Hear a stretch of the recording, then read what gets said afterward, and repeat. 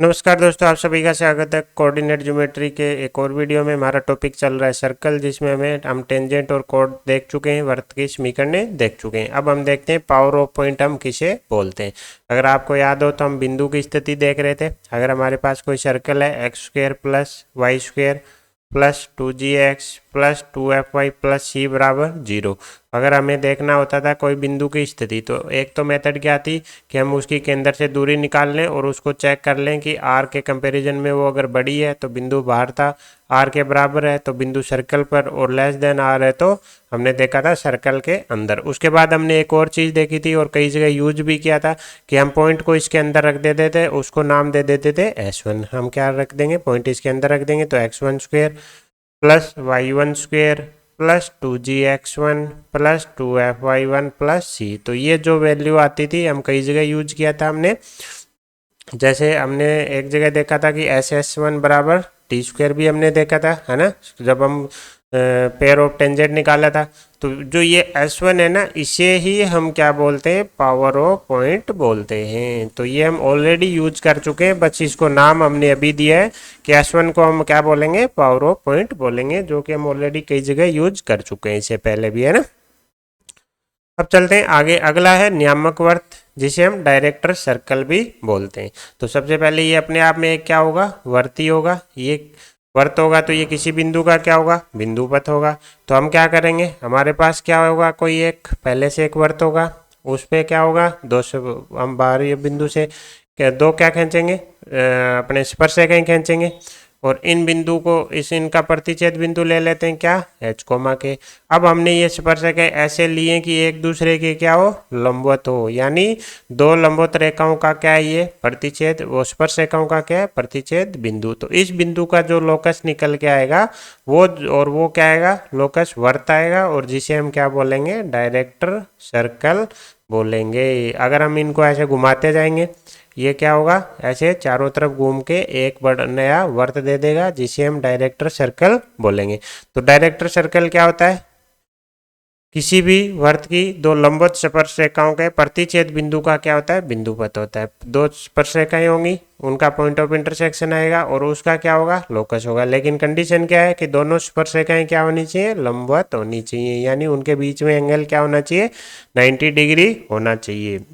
तो ये तो होगी डेफिनेशन डायरेक्टर सर्कल की, कि वृत्त पे बाह्य बिंदु से दो स्पर्शरेखाएं खींची जाएंगी। अगर वो दोनों स्पर्शरेखाएं लंबवत हैं तो जिस बिंदु से खींची गई हैं, या फिर उन दोनों रेखाओं का प्रतिच्छेद बिंदु बोल दो, या फिर वृत्त की दो लंबवत स्पर्शरेखाओं का प्रतिच्छेद बिंदु बोल दो, तो उनका बिंदु पथ क्या होगा, डायरेक्टर सर्कल होगा। अब हम देखते हैं कि ये कैसे हमें पता चला कि सर्कल आएगा। तो हमें नहीं पता कि बिंदु पथ क्या आएगा, तो हम तो हमारा बेसिक मेथड लगाते हैं कि हमने पॉइंट मान लिया, एच कोमा के पॉइंट मान लिया। तो आपको अगर याद हो तो हमने क्या देखा था, पेयर ऑफ टेंजेंट में हमने क्या निकाला था, दो रेखाओं के बीच का एंगल भी निकाला था, है ना, जिसमें ये त्रिज्या आर थी हमारी, ये हमारी डिस्टेंस रूट S1 निकल के आ गई थी, जहाँ से हमारा क्या आया था, ये इतना एंगल अगर अल्फा माने तो हमारा क्या आया था, tan अल्फा बराबर क्या आया था, आर बटा रूट S1 आया था, जिससे हमारा अल्फा कितना आ गया था, tan इनवर्स आर बटा रूट S1, और हमारा दोनों के बीच में एंगल क्या हो गया था, 2 अल्फा,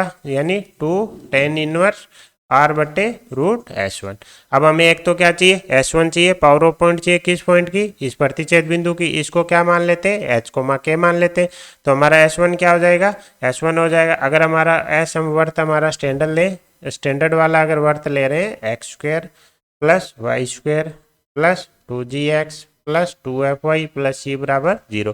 तो पावर ऑफ पॉइंट S1 क्या हो जाएगा, S1 हो जाएगा h square plus k square plus 2gh plus 2fk plus c, हो गया S1। और इसकी त्रिज्या कितनी है, त्रिज्या हमें पता है under the root g square plus f square minus c है। अब हमें क्या करना है, थीटा को π/2 करना है। जैसे ही π/2 करेंगे, यहाँ से क्या आएगा, यहाँ से हमारे पास आ रहा है tan θ/2 बराबर क्या आ रहा है, आर बटे रूट S1 आ रहा है। tan θ/2 क्या हो जाएगा, tan π/4, tan π/4 1 बन जाएगा। तो ये आ गया आर बटे रूट S1। तो यहाँ से क्या आ गया, S1 बराबर आर स्क्वेयर। हमने क्या किया, हमने पॉइंट लिया, हमने हमारे एंगल को क्या कर दिया 90 डिग्री कर दिया। एंगल क्या होता है r/√S1, वहाँ से हमारे पास आ गया S1 बराबर r²। अब S1 की वैल्यू हमारे पास आ चुकी है h² plus k² plus 2gh plus 2fk plus c। r² क्या हो जाएगा g² plus f² minus c। तो ये हमारे पास क्या आ गई h और k में इक्वेशन आ गई। अब हम इसमें क्या करेंगे लोकस के लिए h को तो x से रिप्लेस कर देंगे और k को y से रिप्लेस कर देंगे और ये हमारा बन जाएगा ये आ जाएगा इधर आके plus 2c minus g² minus f² बराबर 0। तो अगर हम ध्यान से देखें तो x² एंड y² का गुणांक क्या है बराबर है और जो कि क्या है नॉन जीरो है। प्लस xy का गुणांक क्या है 0। तो x और y की इक्वेशन हो दो घात की, उसमें x² और y का गुणांक बराबर हो और xy का गुणांक 0 हो तो वो किसको रिप्रेजेंट करेगा वर्त को रिप्रेजेंटेट करेगा। इसका मतलब प्रतिच्छेद बिंदु का हमारा लोकस क्या निकल गया है वर्त निकल के आ गया, जिसे हम नियामक वर्त या डायरेक्टर सर्कल बोलेंगे। अब यहाँ पे ध्यान देने वाली क्या बात है कि इस वर्त का केंद्र देखो तो केंद्र क्या आएगा -g, -f, यानी जो हमारा मूल वर्त था उसका केंद्र भी कितना था -g, -f, यानी जो वर्त जिस पे हम स्पर्शरेखाएं खींच रहे हैं उसका डायरेक्टर सर्कल आएगा। डायरेक्टर सर्कल क्या होगा किसी वर्त का होगा और दोनों का केंद्र क्या रहेगा सेम ही रहेगा। ठीक है, तो डायरेक्टर सर्कल का केंद्र वही होता है जो कि दिए गए सर्कल का होगा। अब देखो अगर हमारा हो जाता है क्या वर्त हो जाता है x² प्लस y² बराबर a², तो उस केस में क्या होता है हमारा a² बराबर क्या हो जाता है S1 हो जाता है, यानी a² बराबर क्या हो जाता है h² plus k² minus a²। यहाँ से क्या आ जाता है h² प्लस k² बराबर 2a²। h और k को जैसे ही रिप्लेस करेंगे क्या बन जाएगा x² प्लस y² बराबर 2a²। तो यहाँ से हमें पता चलेगा वर्त का केंद्र नियामक वर्त का केंद्र क्या आ जाएगा 0,0। त्रिज्या क्या आ जाएगी √2 इंटू a, यानी वर्त का केंद्र नियामक वर्त का केंद्र वही रहेगा जो दिए गए वर्त का केंद्र है और त्रिज्या क्या हो गई उसकी √2 टाइम्स हो गई। तो ये था हमारा नियामक वर्त। नियामक वर्त के नाम से हमारे दिमाग में आ जानी चाहिए कोई वर्त होगा उस पर हम दो स्पर्शरेखाएं खींचेंगे वो जो कि क्या होंगी एक दूसरे के लंबवत होंगी। तो जिस बिंदु से स्पर्शरेखाएं खींची जाएंगी या फिर उन दोनों स्पर्शरेखाओं का क्या प्रतिच्छेद बिंदु उसका जो लोकस होगा वो क्या होगा नियामक वर्त होगा। दूसरा हमने रिजल्ट क्या निकाला कि नियामक वर्त का भी केंद्र वही होगा जो दिए गए वर्त का होगा। तो ये था हमारा नियामक वर्त। अब हम देखते हैं पोजीशन ऑफ टू सर्कल। हमारे पास अगर दो सर्कल हो तो हमारे पास क्या क्या संभावनाएं बनती हैं कि दोनों वर्त क्या हो जाए एक दूसरे से दूर हो जाएं, या फिर दोनों एक दूसरे के बाह्य टच कर दें, या फिर दोनों एक दूसरे को प्रतिच्छेद कर दें, या फिर एक दूसरे को अंदर टच कर दें, या फिर एक दूसरे के अंदर आ जाएं। ये 5 पॉसिबिलिटी हमारे पास दो वर्त के केस में हो सकती हैं। 1 बाई 1 देखते हैं और उनसे हम नए रिजल्ट निकालने की कोशिश करते हैं। ठीक है, तो पहला केस है कि एक दूसरे से क्या हो दूर हो। एक दूसरे से दूर हो तो हम मान लेते हैं हमारे पास दो वर्त हैं। पहले वर्त का केंद्र ले लेते हैं C1 है, दूसरे वर्त का केंद्र C2। पहले की त्रिज्या R1 दूसरे की त्रिज्या R2। तो जैसे ही एक दूसरे से दूर होंगे पिक्चर क्या बनेगी कुछ ऐसी बनेगी। उसमें ये हमारा क्या हो गया केंद्र C1, ये क्या हो गया C2। अब अगर हम ध्यान से देखें C1 और C2 के बीच की दूरी तो ये हो गई। इसमें से यहाँ से लेके यहाँ तक की दूरी किसके बराबर है R1 के बराबर। फिर यहाँ से लेके यहाँ तक की दूरी किसके बराबर है इस वर्त की त्रिज्या के बराबर। तो हम क्लियरली देख रहे हैं कि C1 C2 दोनों केंद्रों के बीच की दूरी है वो R1 प्लस R2 से क्या है बड़ी है। तो ये वो कंडीशन है जिस अगर जो ये फुलफिल हो गई तो हम बोल देंगे कि दोनों वर्त एक दूसरे को क्या है दूर दूर है। क्या है कि केंद्रों के बीच की दूरी दोनों की त्रिज्याओं के योग से क्या है ज़्यादा है, वो हमने देख लिया। दूर होंगे तो केंद्रों के बीच की दूरी होगी, त्रिज्याओं का योग तो क्या है बस इतना ही होगा। तो ये इतनी क्या है दूरी ज़्यादा है ना, ये एक्स्ट्रा है। इसका मतलब C1 C2 क्या है बड़ा है R1 प्लस R2 से। तो ये वो कंडीशन आ गई जब क्या हो दोनों एक दूसरे से दूर हो। अब हम देखते हैं कि इसमें हम कितनी स्पर्शरेखाएं खींच सकते हैं। ये दो वर्त हो गए। अब अगर हम देखें तो इसमें हम कुछ स्पर्शरेखाएं खींच सकते हैं। जैसे एक स्पर्शरेखा क्या हो जाएगी ये हो जाएगी। इसी प्रकार वो स्पर्शरेखा भी कौन सी कॉमन टेंजेंट जो दोनों में क्या हो कॉमन हो। तो दोनों में कॉमन एक ये हो गई एक ये हो गई। इसी प्रकार दो ऐसे तिरछी आ जाएंगी, इसको इधर टच कर दे और इसको इधर टच कर दे। इसी प्रकार एक इधर से आ जाएगी। तो टोटल कितनी स्पर्श रेखाएं होंगी इस केस में? 4 होंगी। दिन में से दो तो क्या होंगी? ये जो दो है इनको हम बोलते हैं डायरेक्ट कॉमन टेंजेंट। इनको क्या बोलते हैं? Direct common tangent. और ये जो टेढ़ी जा रही है इनको क्या बोलते हैं? Transversal common tangent. तो हमारे पास दो टेंजेंट तो कौन सी होंगी? Direct common tangent. और दो कौन सी होंगी? Transversal common tangent. तो हमने क्या देखा कि हमारे दो वर्त थे, दोनों क्या थे? एक दूसरे से दूर थे। दूर थे तो उस केस में पहला तो कंडीशन क्या निकल गया कि दूर होने के लिए कि C1 C2 क्या होना चाहिए? R1 प्लस R2 से बड़ा। फिर हमने क्या देखा कि हमारे पास कितनी स्पर्श रेखाएं आएंगी? 4 स्पर्श रेखाएं, जिसमें से दो तो क्या होंगी? डायरेक्ट कॉमन टेंजेंट और दो क्या होंगी? Transversal common tangent. अब अगर हम बनाएं तो हम मान लेते हैं ये कहीं ऐसे चली गई और ये दूसरी टेंजेंट मान लेते हैं यहाँ पे स्पर्श कर रही है, ठीक है। ये इनका क्या होगा? प्रतिच्छेद बिंदु हो जाएगा ये आगे जाके। इसी प्रकार हम क्या बनाएंगे? दूसरी टेंजेंट बनाएंगे। कौन सी? ट्रांसवर्सल वाली। तो ये होगी ट्रांसवर्सल वाली एक टेंजेंट। इसी प्रकार एक टेंजेंट इधर से आ जाएगी, ठीक है। ये होगी हमारी ट्रांसवर्सल टेंजेंट। या फिर इनको अलग कलर से बना देते हैं। तो ये तो होगी डायरेक्ट और ये हो गई हमारी ट्रांसवर्सल वाली। अब इसमें हम क्या है कुछ इंपॉर्टेंट रिजल्ट निकाल के लाएंगे, ठीक है। तो ये तो हो गई हमारी TCT और ये दो हो गई हमारी DCT। अब ये हमारा क्या है? पहले का केंद्र है, ये दूसरे का केंद्र है। तो सबसे पहले तो हमें ध्यान रखना है कि ये C1 C2 और ये दोनों ट्रांसवर्सल कॉमन टेंजेंट का प्रतिच्छेद बिंदु और ये दोनों DCT डायरेक्ट कॉमन टेंजेंट का प्रतिच्छेद बिंदु, ये चारों क्या होंगे? एक ही लाइन में होंगे। तो सबसे पहले तो हमें ध्यान रखना है कि ये चारों क्या होंगे? हमेशा एक लाइन में आएंगे। आगे अब हम अगर इसको यहाँ से मिला दें, अगर हम पहले DCT की बात कर लें तो यहाँ से अगर इसको मिलाएंगे तो ये क्या बनेगा? 90 डिग्री एंगल बनेगा। यहाँ से इसको मिलाएंगे तो ये भी 90 डिग्री एंगल बनेगा। मान लेते हैं ये पॉइंट A है, ये पॉइंट A डैश है।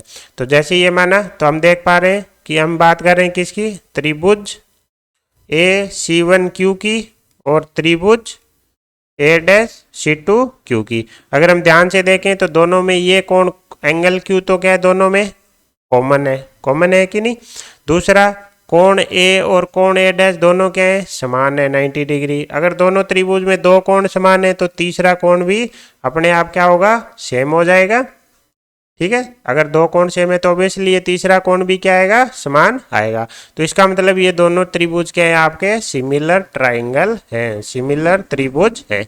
अगर AC1Q और A-C2Q क्या है? सिमिलर है। देखो हम ये सब क्यों कर रहे हैं? हम कर रहे हैं कि हमारे पास क्या आ जाए? ये बिंदु आ जाए। जैसे ये बिंदु आ जाएगा, एक बिंदु से गुजरने वाली रेखा हम निकाल लेंगे। y माइनस y1 बराबर m into x minus x1। m के लिए हम क्या करेंगे? इनमें से हमें पता है इसके अंदर से इसकी दूरी क्या रहने वाली है? R2। इसी प्रकार इसके अंदर से दूरी क्या रहने वाली है? R1। इनमें से कोई भी एक कंडीशन लगाएंगे, क्या वैल्यू आ जाएगी? m की वैल्यू आ जाएगी। m की वैल्यू आते ही क्या आ जाएगी? इनकी समीकरण आ जाएगी। तो हम मेनली कोशिश कर रहे हैं इनकी समीकरण निकालने की। तो हम क्या कर रहे हैं? पहले हमें Q मिल जाए। Q के लिए हमने क्या देखा? दो ट्राइंगल देख लिए जो क्या है? सिमिलर है। सिमिलर है तो हम दोनों त्रिभुज में बोल सकते हैं क्या कि C1Q और C2Q का अनुपात किसके बराबर हो जाएगा? C1A और C2A डैश के। अगर दोनों त्रिभुज सेम है तो हम बोल सकते हैं कि C1Q का अनुपात C2Q के बराबर हो सकता है किसके? C1A बटा C2A डैश के। C1A की वैल्यू कितनी है? R1। C2A डैश की वैल्यू कितनी है? R2। तो यहाँ से हम देखें कि C1Q और C2Q का अनुपात आ गया R1 बटा R2। तो अगर हम इसको अलग से निकाल के देखें, ये अगर हमारा C1 है, ये C2 है और ये क्या है? Q है। तो हमें देखते ही पता चल रहा है, हमने सेक्शन फॉर्मूले में देखा था। तो Q हमारा क्या कर रहा है? C1 C2 को क्या कर रहा है भाई? ये विभाजित कर रहा है किस अनुपात में? R1 अनुपात R2 में। तो अगली इंपॉर्टेंट इन्फॉर्मेशन क्या निकल के आ गई कि जो डायरेक्ट कॉमन टेंजेंट होगा उनका प्रतिच्छेद बिंदु दोनों को केंद्रों को मिलाने वाली रेखा को क्या करेगा? उनकी त्रिज्याओं के अनुपात में बाह्य विभाजित करेगा। अब हमें याद रखना है, अगर C1 ले रहे हैं तो अनुपात में भी इस साइड त्रिज्या इसी की लेनी है, और दूसरी साइड C2 इधर ले रहे हैं तो इस अनुपात में उस साइड भी त्रिज्या C2 की ही लेनी है। ठीक है, तो Q हमारा क्या करेगा, बाह्य विभाजित करेगा। जैसे ही बाह्य विभाजित करेगा हमारे पास क्या आ जाएगा, Q आ जाएगा। C1 हमारे पास होगा, C2 हमें दिया गया होगा, अगर ये सब दिया है तो हमारे पास क्या आ जाएगा, Q आ जाएगा। Q आते ही हमारे पास y माइनस y1 बराबर m into x minus x1 से क्या आ जाएंगी, समीकरण आ जाएगी। फिर m के लिए हम क्या प्रॉपर्टी अप्लाई कर देंगे कि इस रेखा की C1 से लंबवत दूरी कितनी है, R1, या फिर C2 से लंबवत दूरी कितनी है, R2। जैसे ये कंडीशन लगाएंगे m की वैल्यू आ जाएंगी, 2 आएंगी m की वैल्यू, और दोनों क्या आ जाएंगी, हमारी DCT की समीकरण आ जाएगी। आई होप आपको डायरेक्ट कॉमन टेंजेंट समझ में आया होगा। डायरेक्ट कॉमन टेंजेंट में हमने दो त्रिभुज लिए, हमने देखा कि दोनों त्रिभुज के तीनों कोण क्या है, बराबर हैं, तो दोनों सिमिलर ट्राइंगुलर हैं। तो हमने C1 Q और C2 Q का अनुपात निकाल लिया, क्योंकि C1 हमारे पास है, C2 हमारे पास है, Q क्या कर रहा होगा, इसको बाह्य विभाजित कर रहा होगा। हमें सिर्फ क्या चाहिए, अनुपात चाहिए, तो अनुपात यहाँ से मिल गया। जैसे अनुपात आ गया हमारे पास क्या आ जाएगा, Q आ जाएगा। Q आते ही हमारे पास क्या आ जाएंगी, रेखा की समीकरणें आ जाएंगी।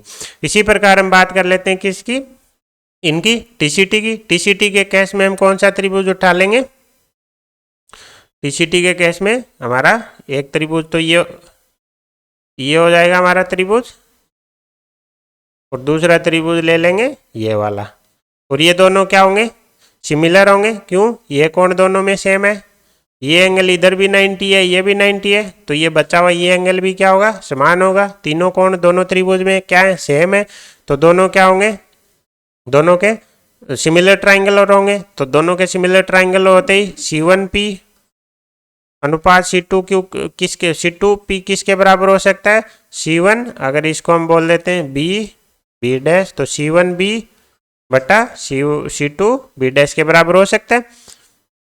यानी हमारे पास क्या है, ये दो त्रिभुज निकल के आ गए, जिसमें ये हमारा C1 है, ये हमारा C2 है, ये हमारा बिंदु क्या है, P है, ये हमारा B है, और ये B डैश है। ये हमें पता है R1 है, ये हमें पता है R2 है। ये दोनों त्रिभुज के हैं, सिमिलर है, तो C1P बटे C2P किसके बराबर हो सकता है, C1B बटे C2B डैश के। C1B क्या है, R1, C2B क्या है, R2।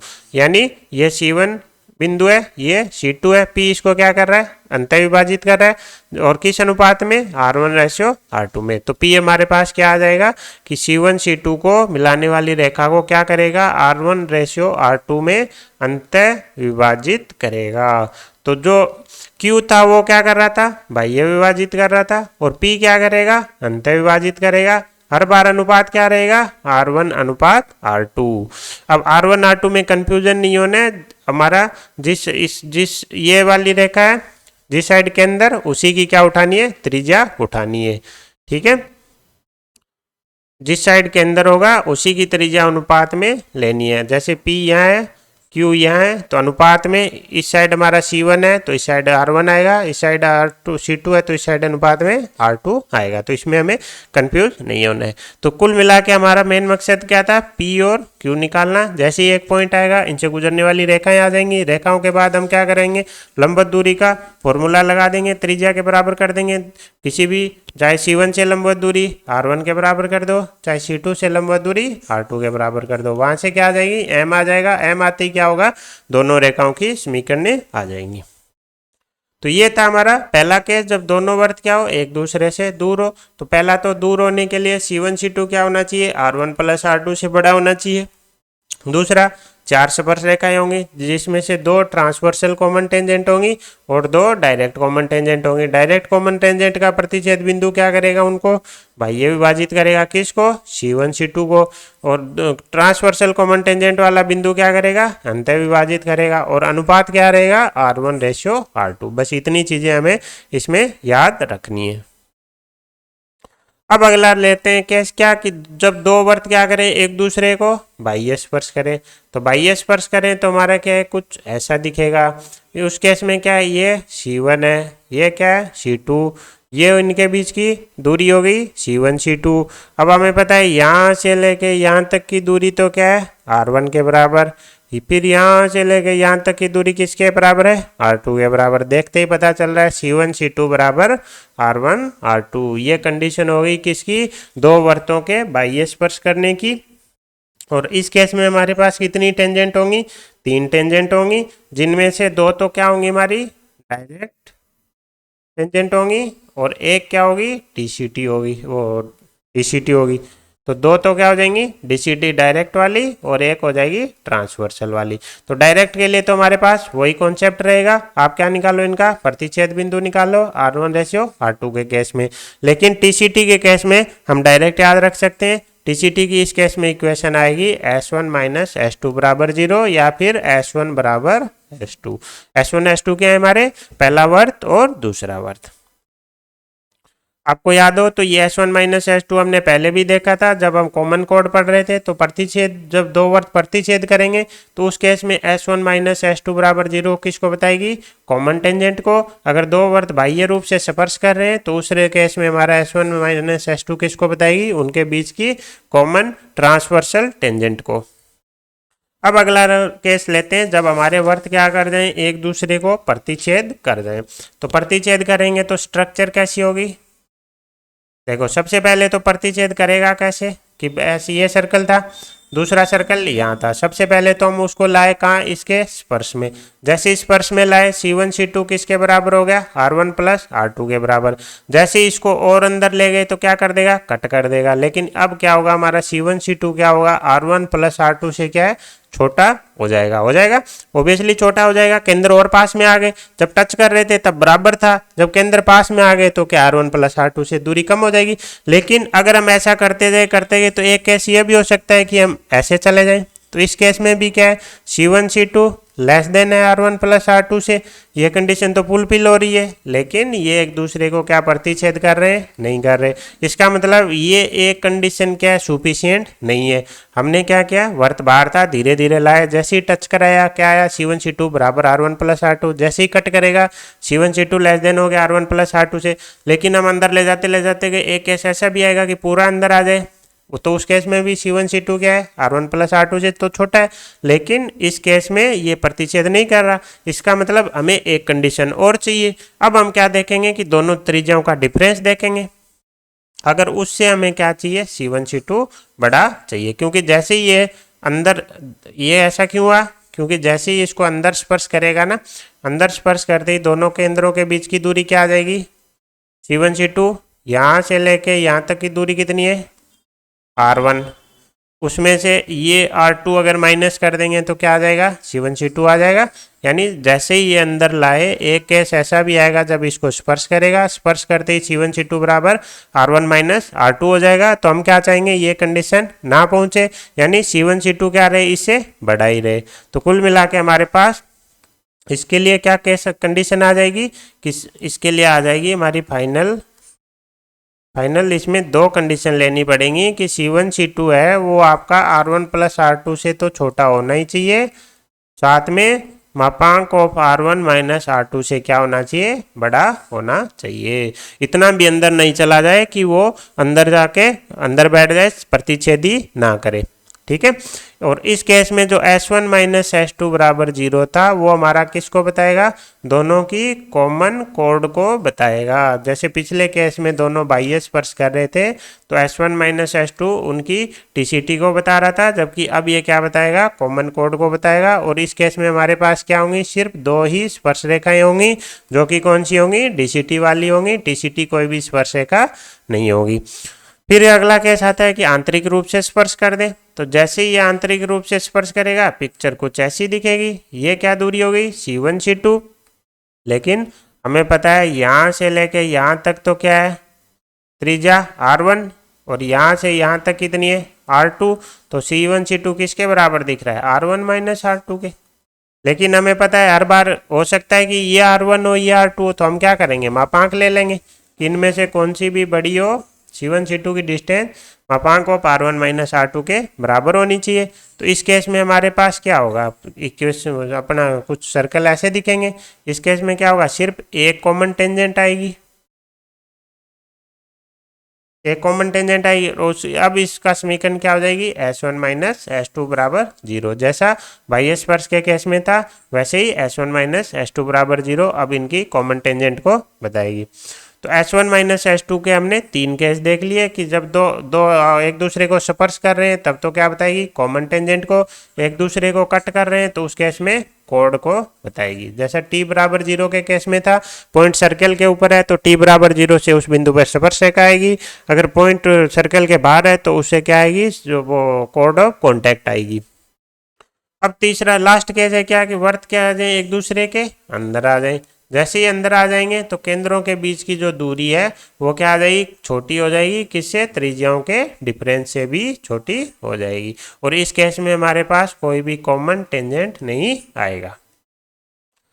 तो ये थे हमारे सारे केस कि सबसे पहले हमने देखा कि वर्तों के बीच की दूरी क्या आ जाए, R1 प्लस R2 से बड़ी, तो उस केस में क्या होंगे, दूर होंगे। फिर क्या हो जाए, R1 प्लस R2 के बराबर हो जाए तो बाह्य स्पर्श। फिर हमने क्या किया, दूरी को R1 प्लस R2 से छोटा किया, लेकिन उसमें भी हमने क्या रखा, R1 माइनस R2 से बड़ा रखा, तो ये प्रतिच्छेद करेंगे। फिर C1 C2 किसके बराबर हो गया, त्रिज्याओं के डिफरेंस के बराबर अंतः स्पर्श करेंगे। फिर C1 C2 क्या होगा, इससे भी छोटा हो गया तो एक दूसरे के अंदर आ जाएंगे। इस केस में हमने देखा था S1 माइनस S2 बराबर 0 क्या देगी हमें, इनकी कॉमन टेंजेंट। इसमें भी कॉमन टेंजेंट, लेकिन प्रतिच्छेद के केस में S1 माइनस S2 बराबर 0 में क्या देगी, उनकी कॉमन कोण जीवा की समीकरण देगी। इसके बाद हमारा अगला टॉपिक है कि अगर दो वर्त प्रतिच्छेद कर रहे हैं तो उनके बीच का कोण। तो सबसे पहले दोनों वर्तों के बीच में क्या होना चाहिए, प्रतिच्छेदन होना चाहिए। प्रतिच्छेदन होने के लिए हमने अभी क्या कंडीशन देखी थी, R1 माइनस R2 से बड़ा होना चाहिए C1 C2, और किससे छोटा होना चाहिए, R1 प्लस R2 से। तो ये प्रतिच्छेद कोण होगा क्या, देखो जैसे ही एक दूसरे को प्रतिच्छेद करेंगे हमारे पास क्या आएंगे, प्रतिच्छेद बिंदु आएंगे। प्रतिच्छेद बिंदु आएंगे तो प्रतिच्छेद जो बिंदु आया उस पर हम क्या करेंगे, दोनों वर्तों पर स्पर्श रेखाएं खींचेंगे। इन स्पर्श रेखाओं के बीच में जो कोण आएगा वही कोण क्या कहलाएगा, दो वर्तों का प्रतिच्छेदन कोण कहलाएगा। यानी दो वर्तों के मध्य प्रतिच्छेदन कोण उनके प्रतिच्छेद बिंदु पर खींची गई स्पर्श रेखाओं के मध्य कोण के बराबर होता है। मान लेते हैं ये हमारा पहला वर्त है, ये दूसरा वर्त है जिसका सेंटर हो गया ये, एक का सेंटर हो गया ये। अब अगर हम ध्यान से देखें तो यहाँ पे हमें क्या करना पड़ेगी, एक स्पर्श रेखा खींचनी पड़ेगी। लेकिन इस केस में क्या होगा, इसकी स्पर्श रेखा क्या होगी, इसके सेंटर से जाएगी, और इसकी स्पर्श रेखा इसके सेंटर से जाएगी। और हमें क्या चाहिए, ये एंगल थीटा चाहिए, और ये दूरी क्या है हमें पता नहीं है। यहाँ पे हमें ध्यान रखना है कि प्रतिच्छेदन के केस में एक की स्पर्श रेखा दूसरे के केंद्र से गुजरेगी। क्यों, क्योंकि एक की स्पर्श रेखा दूसरे के लिए क्या करेगी, लंब का काम करेगी। जैसे ये L1 रेखा है, ये वर्त अगर हमारा S1 है, ये S2 है, तो L1 क्या है, S1 S2 की तो क्या है, स्पर्श रेखा, स्पर्श रेखा है। लेकिन S1 के लिए किसकी तरह काम करेगी, अभिलंब की तरह काम करेगी। तो अभिलंब तो कहाँ से गुजरेगा, केंद्र से गुजरेगा, है ना। तो इसका मतलब ये हो गया। अब देखो, अब ये क्या है C1, ये क्या है C2, ये त्रिज्या R1, ये त्रिज्या R2। अगर केंद्र पता है तो ये दूरी हम D निकाल सकते हैं, है ना। तो हमारा कोसाइन फॉर्मूला लग जाएगा थीटा के लिए। कोस थीटा क्या हो जाएगा, R1 square plus R2 square minus का D square divided by 2R1 R2। तो ऐसे हम दो वर्तों के बीच में प्रतिच्छेदन का कोण निकाल सकते हैं। हमने क्या किया, प्रतिच्छेद बिंदु पे स्पर्श रेखाएं खींची। एक की स्पर्श रेखा दूसरे के लिए अभिलंब का काम करेगी, और उसके कहाँ से जाएगी, केंद्र से जाएगी। तो हमारे पास एक त्रिभुज बन गया जिसमें हमारे पास तीनों भुजाएं हैं। तो हम कोसाइन फॉर्मूले से दो भुजा के बीच का कोण निकाल सकते हैं। अब हम इसमें कुछ केस देखते हैं। अगर थीटा क्या हो जाए, 0 डिग्री, 0 डिग्री हो गया तो कोस थीटा बराबर क्या हो जाएगा, 1 हो जाएगा। जैसे ही 1 करेंगे तो R1 square plus R2 square minus D square बराबर क्या आ जाएगा, 2R1 R2 आ जाएगा, 2R1 R2 आ जाएगा। तो इसको इधर ले आते हैं तो ये बन जाएगा R1 माइनस R2 का होल स्क्वायर बराबर D स्क्वायर। यानी mode of R1 minus R2 किसके बराबर हो जाएगा, D हमारा क्या है, C1 C2 केंद्रों के बीच की दूरी। अब आपको याद हो तो C1 C2 बराबर मापांक ऑफ R1 माइनस R2 कब आया था, जब दोनों सर्कल क्या कर जाएं, एक दूसरे को अंतःस्पर्श कर जाएं। यानी थीटा 0 कब आएगा, जब दोनों वर्त एक दूसरे को अंतःस्पर्श करेंगे। इसके बाद अगला केस ले लेते हैं कि थीटा क्या हो जाए हमारा 180 डिग्री, तो कोस थीटा क्या हो जाएगा -1 हो जाएगा। यानी R1 square plus R2 square minus D square बराबर क्या हो जाएगा, माइनस का 2R1 R2। सोल्व करेंगे R1 प्लस R2 का होल स्क्वेयर बराबर डी स्क्वेयर आ जाएगा। यानी R1 प्लस R2 किसके बराबर आ जाएगा, R1 प्लस R2 बराबर आ जाएगा किसके, D के। D जो हमारा क्या है, केंद्रों के बीच की दूरी। अब याद हो आपको तो C1 C2 बराबर R1 प्लस R2 कब आया था, जब दोनों वर्त बाह्य स्पर्श कर जाएं। यानी अगर वर्त बाह्य स्पर्श कर रहे हैं तब तो एंगल क्या लेना है 180 डिग्री। अगर वर्त अंतः स्पर्श करें तो कोण क्या लेना है 0 डिग्री। इसी प्रकार एक केस क्या ले लेते हैं कि थीटा क्या हो जाए आपका π/2। यानी दोनों वर्त एक दूसरे को क्या काटे, लंब कोणीय काटे। अगर π/2 करेंगे तो cos π/2 बराबर क्या हो जाएगा 0। जैसे ही 0 करेंगे तो R1 square plus R2 square बराबर क्या आ जाएगा D स्क्वेयर। अब R1 स्क्वेयर को हम क्या लिख सकते हैं, G1 square plus F1 square minus C1। R2 square को क्या लिख सकते हैं, G2 square plus F2 square minus C2 बराबर D स्क्वेयर। D क्या है, हमारे केंद्रों के बीच की दूरी, इनके बीच की दूरी। तो दूरी का फॉर्मूला लगा देते हैं, तो ये आ जाएगा G1 माइनस G2 का whole square plus F1 minus F2 का होल स्क्वेयर। जैसे ही इसको सोल्व करेंगे हमारे पास आएगा 2G1 G2 plus 2F1 F2 बराबर C1 प्लस C2। अब यहाँ पे ये जो C1 C2 है ये हमारे क्या है, कांस्टेंट वाले हैं, ना कि सेंटर वाले। इसमें हमें कंफ्यूजन नहीं होना है। ये कंडीशन किसकी आ गई कि दो वर्त एक दूसरे को कैसे कट करें, ऑर्थोगोनली यानी लंब कोणीय कट करें। तो ये हमारे लिए इंपॉर्टेंट कंडीशन है, ठीक है, ये हमें याद रखनी है। तो सबसे पहले तुम्हारा फॉर्मूला cos थीटा बराबर R1 square plus R2 square minus D square divided by क्या हो जाएगा 2R1 R2, जहाँ पे D क्या है, दोनों के केंद्रों के बीच की दूरी है। जब दोनों एक दूसरे को अंतः स्पर्श करेंगे तो थीटा क्या ले लेना है 0 लेना है। जब दोनों एक दूसरे को बाह्य स्पर्श करेंगे तो थीटा क्या आएगा 180 डिग्री आएगा। दोनों एक दूसरे को ऑर्थोगोनली काटेंगे तो 2G1 G2 plus 2F1 F2 बराबर C1 प्लस C2 लेना है। यहाँ पे C1 C2 क्या है, जो इक्वेशन में कांस्टेंट यूज होते हैं वो वाले, ना कि सेंटर वाले, ठीक है। अब हम देखते हैं इसके बेसिस पे कुछ क्वेश्चन।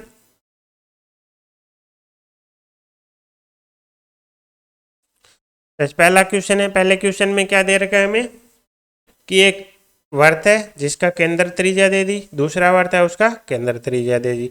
दोनों क्या बोल रहे हैं, बाह्य स्पर्श करते हैं। अब उभयनिष्ठ स्पर्श बिंदु पर स्पर्श रेखा मूल बिंदु से गुजरे तो सबसे पहले तो हमें पता है हमारा केस कौन सा है, दोनों बोल रहा है बाह्य स्पर्श करे।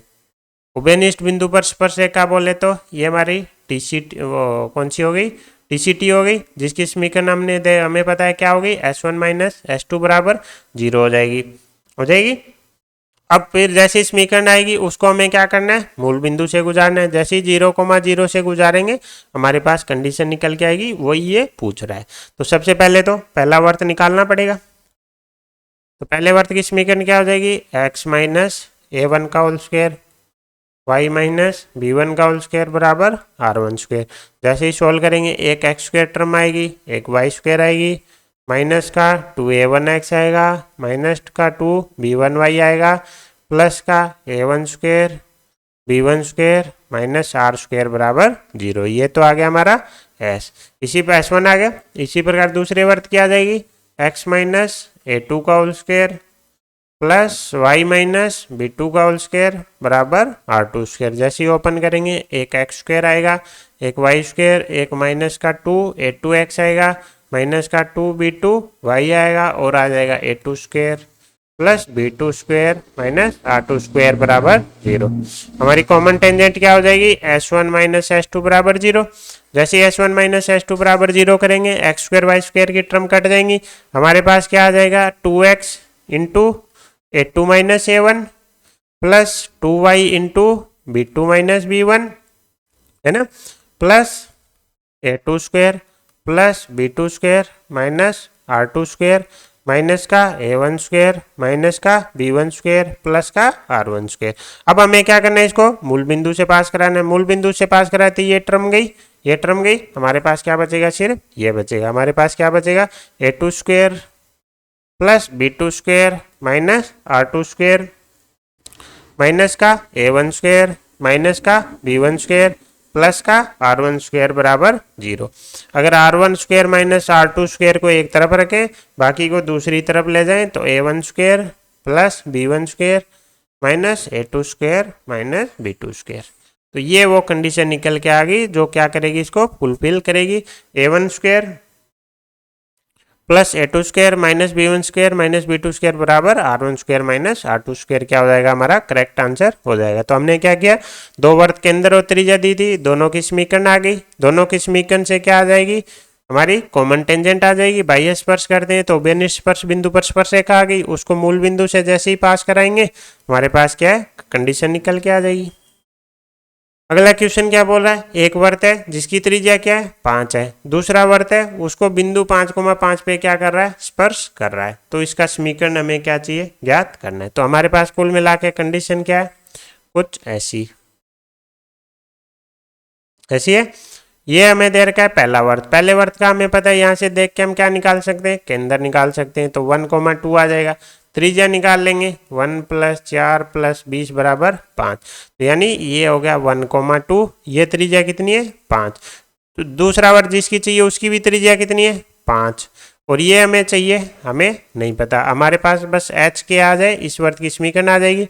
अब हम क्या करते हैं, इनको बाहर निकाल लेते हैं। ये 1,2, ये h, के, और ये दोनों क्या है, हमें पता है ये क्या है, 5,5। अब ये बिंदु हमें पता है दोनों बाह्य स्पर्श करते हैं, बाह्य स्पर्श करते हैं। और ये बिंदु क्या दे रखा है हमें, 5,5 दे रखा है ये। तो ये बिंदु हमें दे रखा है 5,5। हमें पता है इधर दूरी 5, इधर दूरी 5, तो अनुपात क्या हो गया, 1:1। अगर हम इसको सोल्व करेंगे तो h + 1 डिवाइडेड बाई 2 बराबर क्या आ जाएगा, 5। h बराबर कितना आ गया, 9। इसी प्रकार k + 2 बराबर 2/2 बराबर 5, k बराबर क्या आ गया, 8। तो हमारा सेंटर क्या आ गया, 9,8। त्रिज्या कितनी है, 5। तो वर्त आ जाएगा, हमारा वर्त आ जाएगा x - 9 का होल स्क्वायर प्लस y - 8 का होल स्क्वायर बराबर 25। कुछ नहीं किया, दी गई कंडीशन को यूज किया। दो वर्त बाह्य स्पर्श कर रहे हैं, बाह्य स्पर्श करा दिए। ये हमें दे रखा है, ये बिंदु हमें दे रखा है, त्रिज्या दे रखी है। हमें पता चल गया ये दोनों दूरी बराबर है, अनुपात 1:1 हो गया। हमने ये बिंदु मान लिया, ये इसका मिड पॉइंट हो गया, h के आ गया। बिंदु आती त्रिज्या दे रखी है, क्या आ जाएगा, वर्त आ जाएगा।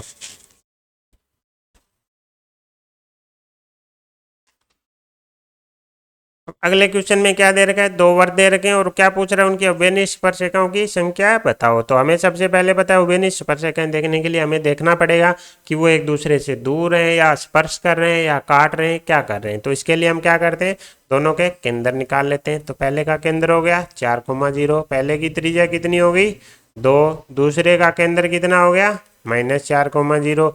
दूसरे की त्रिज्या कितनी हो गई, 3। तो सबसे पहले तो केंद्रों के बीच की दूरी निकाल लेते हैं,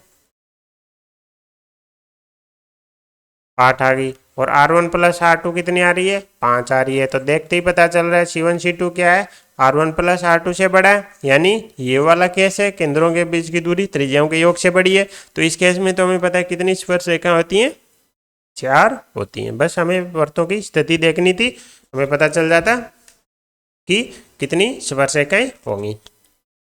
अगला क्या क्वेश्चन है, दो वर्त दे रखे, ये क्या बोल रहा है, उनकी उभयनिष्ठ तिर्यक स्पर्शरेखाओं की का प्रतिच्छेदन बिंदु चाहिए। तिर्यक स्पर्शरेखाएं मतलब हमारी ट्रांसवर्सल कॉमन टेंजेंट चाहिए। तो ट्रांसवर्सल कॉमन टेंजेंट है, उनका प्रतिच्छेद बिंदु है, तो हमें तो देखने की जरूरत ही नहीं है, ऑब्वियसली ऐसा केस होगा।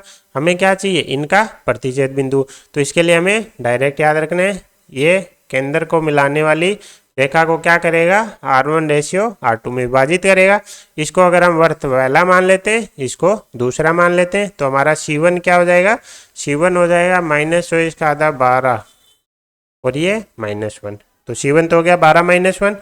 त्रिज्या क्या हो जाएगी, g² + f² - c। ये हमारा आ जाएगा 5। इसी प्रकार दूसरे वर्त का केंद्र क्या हो जाएगा, 20 का आधा और -6 का आधा और माइनस, तो -10,3। इस वर्त की त्रिज्या क्या इतनी आ जाएगी, जी का स्क्वायर प्लस एफ का स्क्वायर माइनस का सी, ये हमारा निकल के आ जाएगा 15। तो R1/R2 हमारा कितना आ जाएगा, 5/15 यानी 1/3। तो C1 C2 को क्या करेगा, 1/3 में हमारा बिंदु क्या करेगा, अंत विभाजित करेगा 1/3 में। अब देखो यहाँ पे हमने क्या लिया, त्रिज्या R1 लिए साइड, तो इधर के अंदर भी क्या लेंगे, C1 लेंगे। तो 12 कोमा -1 और दूसरी साइड आ जाएगा -10,3। इसका मध्य बिंदु चाहिए, मान लेते h कोमा के है, तो h बराबर कितना आ जाएगा, भारतीय 36 -10 डिवाइडेड बाई 4 यानी 26 डिवाइडेड बाई 4 यानी 13/2। इसी प्रकार दूसरा y निर्देशांक क्या आ जाएगा, 3 कितना आ जाएगा, 3 1 -3 +3 डिवाइडेड बाई 4 बराबर 0। तो हमारा बिंदु क्या आ जाएगा, 13/2,0। तो हमें क्या याद रखना था, हमें बस इतना याद रखना था, तिर्यक रेखाओं का प्रतिच्छेद बिंदु हमारे C1 C2 को मिलाने वाली रेखा को R1/R2 में क्या करेगा, अंत विभाजित करेगा। बस इसी से हमारा क्वेश्चन क्या हो जाता, सोल्व हो जाता। अगला क्वेश्चन क्या बोल रहा है कि ये वर्त इस वर्त को क्या करे, स्पर्श करे, तो हमारा C किसके बराबर होगा। तो हमारा वर्त ये हो गया, दूसरा ये हो गया। अब देखो स्पर्श कर रहा है, तो स्पर्श के केस में हमारा क्या होगा, सबसे पहले तो पहले वर्त का में केंद्र आ गया 0,0, पहले वर्त की क्या आ गई, त्रिज्या आ गई, त्रिज्या कितनी है 3। दूसरे वर्त का केंद्र हमें देख लेंगे -4,0 और दूसरे वर्त की त्रिज्या कितनी आ जाएगी 16 -c। अब इसने सिर्फ क्या बोला है, स्पर्श करे, तो स्पर्श के केस में क्या हो सकता है, दो केस हो सकते हैं कि एक तो अंतः स्पर्श करे या फिर बाह्य स्पर्श करे। इसने तो दिया नहीं है, लेकिन हमें पता है कि अगर अंतः स्पर्श करेगा तो एक का केंद्र दूसरे के अंदर होगा।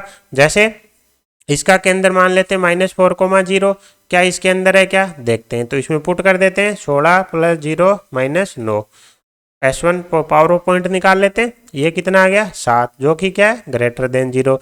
इसका मतलब इसका केंद्र तो क्या है, इसके बाहर है, बाहर है, तो कुछ हमारा क्या होगा, बाह्य स्पर्श ले लेंगे, है ना। हमें कैसा पता किया, हमने दूसरे वर्त का केंद्र देख लिया कि पहले के अंदर है, क्या पहले के अंदर नहीं है तो बाहर कर दिया हमने, है ना। तो अब हमारा क्या है, बाह्य स्पर्श, बाह्य स्पर्श के केस में C1 C2 बराबर क्या हो जाएगा, R1 + R2 हो जाएगा। तो हमें क्या चाहिए, C1 C2 चाहिए। C1 C2 कितना आ जाएगा, 4 आ जाएगा। तो 4 बराबर R1 3 + R2 कितने 16 -c, यहाँ से क्या आ जाएगा 16 - c बराबर 1 यानी c बराबर आ जाएगा 15, आंसर आ जाएगा। ठीक है, तो हमने कुछ नहीं किया, हमने बाह्य स्पर्श की कंडीशन लगा दी। अब देखते हैं अगला क्वेश्चन। अगले क्वेश्चन में क्या दे रखा है, दो वर्त हैं और एक दूसरे को क्या है, समकोणीय काटते हैं। तो हमें याद आ जाना चाहिए 2G1 G2 2F1 F2 बराबर C1 + C2। अब हमें एक और चीज़ याद रखनी है, जब हम G1 G2 यूज करते हैं तो आपको याद हो तो हम समीकरण किस में लेते हैं, स्टैंडर्ड फॉर्म में लेते हैं, x² + y² + 2G1x + 2F1y + C1 बराबर 0 लेते हैं। तो ये तो क्या है, स्टैंडर्ड फॉर्म में है, लेकिन ये स्टैंडर्ड फॉर्म में अभी नहीं है। क्यों, क्योंकि x² और y² के गुणांक 1 नहीं है। तो सबसे पहले इसको क्या करेंगे, स्टैंडर्ड फॉर्म में बदलेंगे। जैसे ही बदलेंगे तो वो 2 से डिवाइड कर देते हैं, तो x² + y² - 3x - 2y + k/2 बराबर 0। अब इससे क्या आएगा, G2 की वैल्यू आ जाएगी, G2 हो जाएगा x के गुणांक का आधा, F2 हो जाएगा y के गुणांक का आधा, C2 हो जाएगा हमारा k/2। और ये तो ऑलरेडी स्टैंडर्ड फॉर्म में थी, तो G1 बराबर कितना आ जाएगा 7/2, F1 बराबर कितना आ जाएगा 8, C1 बराबर कितना आ जाएगा -3। अब हम हमारी कंडीशन लगा देते हैं, 2 × G1 × G2 + 2 × F1 + F2 बराबर C1 + C2। तो एक अननोन एक समीकरण सोल्व करेंगे, k की वैल्यू निकल के आ जाएगी। तो यहाँ से जो k निकल के आएगा वो हमारा -47 निकल के आ जाएगा। तो यहाँ पे हमें एक नई चीज़ सीखने को मिली कि जब भी हमें G1 G2 F1 F2 की वैल्यू कैलकुलेट करनी हो, उससे पहले उसको क्या बदल लो, स्टैंडर्ड फॉर्म में बदल लो। सेम हमें मेथड यूज करना है, जब हम S1 - S2 बराबर 0 कर रहे होते हैं तो भी हमें क्या करना है, पहले स्टैंडर्ड फॉर्म में बदलना होता है। यानी x² और y² के गुणांक क्या हो जाने चाहिए, 1 1 हो जाने चाहिए। अगला क्या क्वेश्चन बोल रहा है कि इस बिंदु से गुजरने वाला दूसरा वर्त को समकोणीय काटता है तो उसके केंद्र का बिंदु पद चाहिए। यानी एक वर्त है, उसका केंद्र क्या है h कोमा के, और वो किससे गुजर रहा है 1,2 से। ये वर्त इस वर्त को क्या काट रहा है समकोणीय काट रहा है। तो हमें सबसे पहले तो इसकी समीकरण निकालनी पड़ेगी। इसकी समीकरण निकालने से पहले त्रिज्या निकाल लेते हैं। त्रिज्या क्या हो जाएगी r² बराबर h-1 का होल स्क्वायर प्लस k-2 का होल स्क्वायर हो जाएगा। दूसरी चीज इसके, तो अब इसके वर्त की समीकरण क्या हो जाएगी, केंद्र हमारे पास है, त्रिज्या हमारे पास है, तो ये हो गई इस वर्त की समीकरण जिसका केंद्र हमने माना। इसके वर्त पे एक बिंदु दे रखा है तो उससे क्या आ गई, दो बिंदुओं के बीच डिस्टेंस फॉर्मूला से त्रिज्या, केंद्र है, त्रिज्या है, क्या आ गई वर्त की समीकरण। तो इसको पहले स्टैंडर्ड फॉर्म में बदल देते हैं। तो एक तो टर्म x² की आ जाएगी, y² की आ जाएगी, यहाँ से माइनस का 2hx आ जाएगा, यहाँ से माइनस का 2ky आ जाएगा। अब इधर से प्लस h² आएगा, इधर से प्लस h² कट जाएगा, यहाँ से प्लस k² आएगा, ये प्लस k² कट जाएगा, इधर क्या बचेगा -1 का स्क्वायर माइनस 2 का स्क्वायर प्लस क्या बचेगा माइनस का 2h माइनस का 4k। तो हमारा ये वर्त क्या बन गया, हमारा वर्त बन गया x² plus y² minus 2hx minus 2ky plus 2h plus 4k minus 5 बराबर 0। अब क्या बोल रहा है कि ये वर्त इस वर्त को क्या काटता है समकोणीय काटता है। तो दूसरा वर्त क्या है x² प्लस y² माइनस 4 बराबर 0। तो यहाँ से क्या आ जाएगी, g1 की वैल्यू कितनी आ जाएगी, x के गुणांक का आधा यानी -h। g2 की वैल्यू कितनी आ जाएगी, g2 की वैल्यू आ जाएगी माइनस का के, और ये पूरा क्या बन जाएगा c1, यहाँ से सॉरी ये f1 ना, g1 यहाँ से g2 की वैल्यू 0, f2 की वैल्यू 0, c2 की वैल्यू -4। अब हम वो कंडीशन लगा देते हैं 2g1 g2 plus 2f1 f2 बराबर c1 प्लस c2, क्योंकि g2 f2 0, ये दोनों टर्म 0 यानी c1 प्लस c2 बराबर 0। c1 बराबर कितने 2h plus 4k minus 5 plus c2 बराबर कितने -4, दोनों को 0। तो 2h प्लस 4k बराबर क्या आ गया 9 आ गया। अब बिंदु पद चाहिए तो h को x से k को y से रिप्लेस कर देंगे, 2x प्लस 4y बराबर क्या आ गया 9 आ गया। तो थर्ड हमारा क्या हो जाएगा करेक्ट आंसर हो जाएगा। कुछ नहीं था, एक वर्त दिया नहीं गया था उसकी समीकरण निकाल ली, एक वर्त दिया गया था दोनों लंबकोणीय, लंबकोणीय कंडीशन लगाई, h और k में क्या आ गई एक इक्वेशन आ गई, वही क्या हो जाएगा उसका बिंदु पद हो जाएगा। तो थैंक यू सो मच, जय हिंद जय भारत।